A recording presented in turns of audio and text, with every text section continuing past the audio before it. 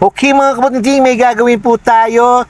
LG washing machine, sira po ang spin motor. Yun nga lang ang problema mga kapatid, napakahirap tanggalin nung spin tab sa kanyang coupling. Kaya ang gagawin ko po, tatanggalin ko muna yung 3 spring sa ilalim. Kung daliri lang po ang gagamitin po natin pantulak dyan sa lock na yan, doon sa spring, napakahirap po niyan kasi napakatigas.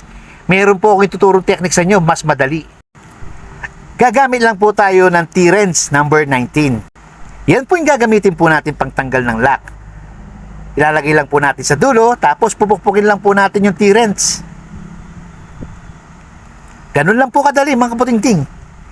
Nakita nyo mga kaputingting, lumabas na agad yung lock nung spring ng ating spin motor.